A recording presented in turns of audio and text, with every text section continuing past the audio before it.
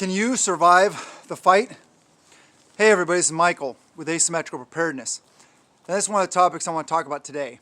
I'm not going to go into the tactical side of things necessarily, or the application of tool systems and or equipment and gear here on YouTube. That is for Patreon. Links in the description below if you want to join us there. Be part of Team AP.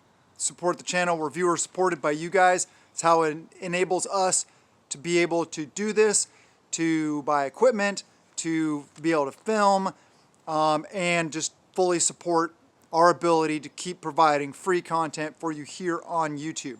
It's $1 a month there. I mean, come on. It's not free, but it's not any big deal. So please join us on Patreon. But here in this video, we're going to talk about surviving the fight.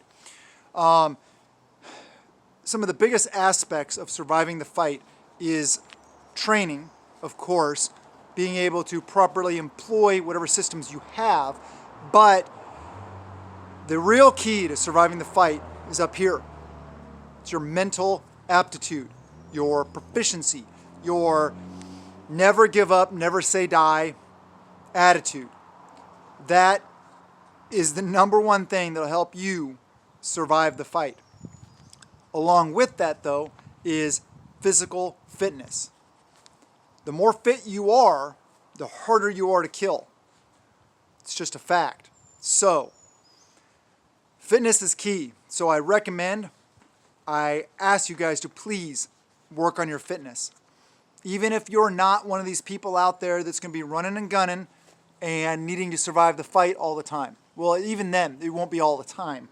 People have this perception of what it'll be like and what warfare is like, etc. You're not shooting all the time. You're not running and gunning all the time. You're not doing all this stuff all the time. In fact, very little amount of time is actually spent doing that. Good thing, too, because you wouldn't survive if you spent more time doing it. A lot of people talk about how many seeds to stockpile that you'll need for an engagement. Well, and they say, well, you don't need that many seeds because you'll be dead before then. Probably true, but having more seeds is a good thing to have. But anyway, let's get back to this. Fight, flight, freeze. Those are basically the three things that people can do in a high-threat environment like that. They will either freeze, meaning their brain just locks up, shuts down, and they don't do anything. That's dangerous, obviously, because standing there frozen in the middle or huddled behind something is not good. You need to have action and reaction. So, flight. You also don't want to run away, because if you run away, odds are you have others around you. You have your team, your friends, your tribe, whatever it is, your unit. If you run away, you're not there to support them, and if you're running away, you're not watching the direction of the action, thus you might get hit as you're running away. So also not a good idea. Fight. Yes, fight. That is the good one. That is the one you want. That is the one you want to train for. That is the one that you want to set yourselves up for success. That attitude that if in a situation like this, you want to continue fighting no matter what.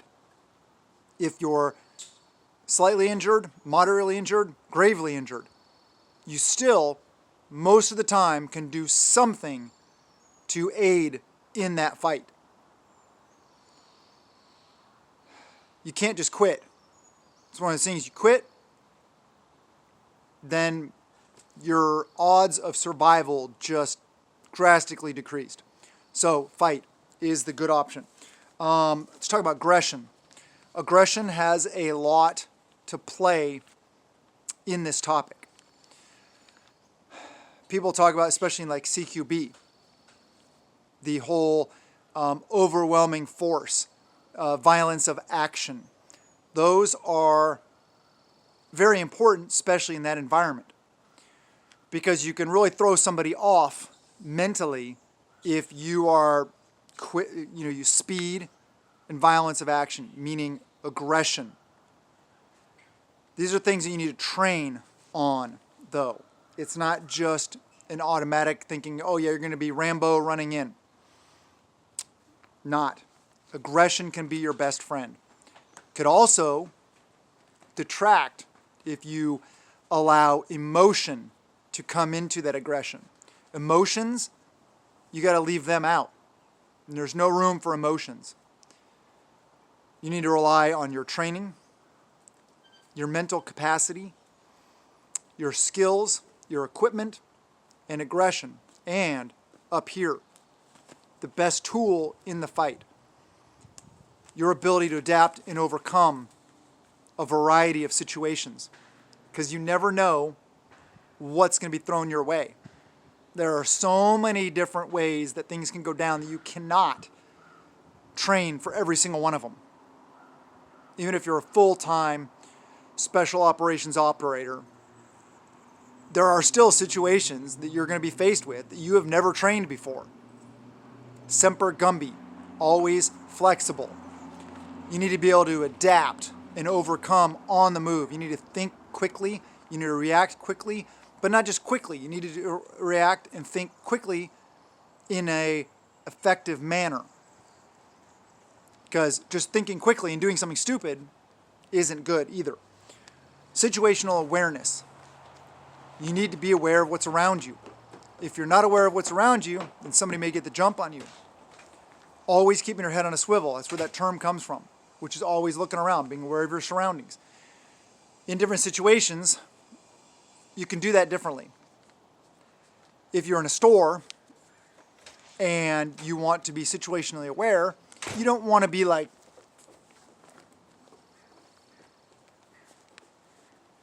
this the whole time, because you're going to look weird. People are going to think you freak out. You need to learn how to stay situationally aware without being obvious. One thing is, I really like, one trick here that I'll give you guys is the head tilt. When you're looking straight ahead, you got peripheral vision. I can see over there. I have pretty good peripheral vision, so I can see a lot with my peripheral vision. We'll try this exercise. Look straight ahead and identify the limits of your peripheral vision. Then just tilt your head a little bit and then see the limits of your peripheral vision.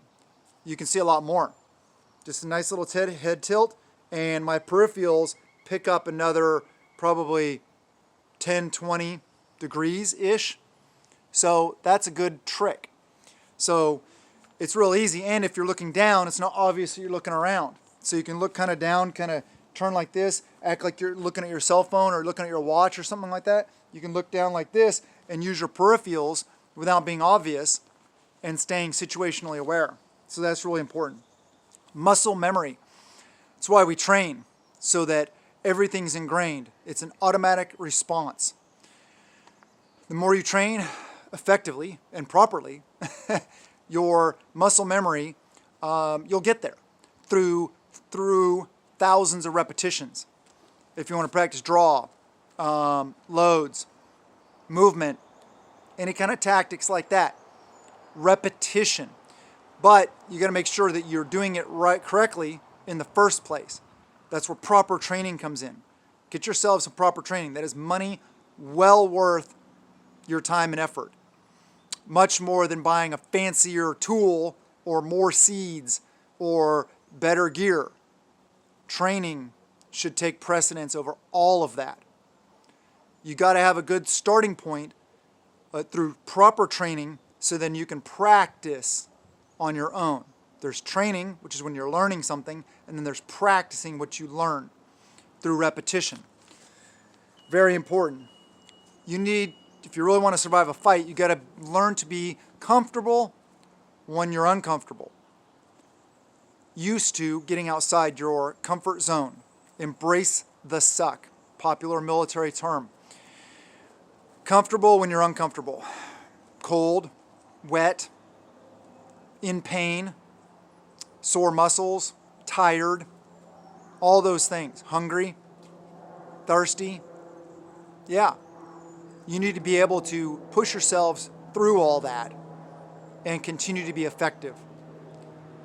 And this is something that, as in a pure civilian world, is difficult to train. But find any opportunity you can to get yourselves out of your comfort zone. Get yourselves out off the couch and outdoors. That'll do something a little bit, and any little bit matters. Popular thing, more you sweat in peace, the less you bleed in war. That goes back to that whole training thing, getting outside your comfort zone, working hard, putting in the time and the effort to become effective. Stay in it. Never quit. There are no timeouts on the battlefield. You can't just say, oh, time out. Wait a sec. I need to do something. Keep that in mind. Work through issues and mistakes. This is one thing I've seen in training that's very, very valuable to talk about. I've done it. I've seen other people do it. Is where I'll be in a group of guys training, and you're going through a course, and something happens that's out of the norm, malfunction, whatever, something like that, and people stop, and they're like, oh, they gotta work through this, so they stop and they do this and they fiddle with this, instead of doing this and continuing to proceed, or they just stop and they go, oh man, I messed that up. Don't stop and say, oh man, I messed that up, because you can't do that on the battlefield. If something happens, which it will all the time, you got to train through it. You got to continue the fight. If you have some kind of malfunction, get low, get down, get it behind cover, get yourself out of the fight as much as possible, fix it, and get back up and go. No excuses, no talking, oh man, I messed that up, and just kind of like, okay, I messed that up, let's just restart. No, you can't do that. You got to fight through it. You got to work through it.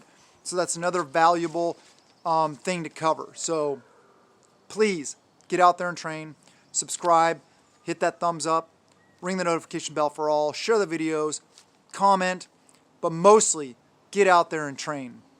I love you guys. Have a wonderful day, and blessings to you and yours.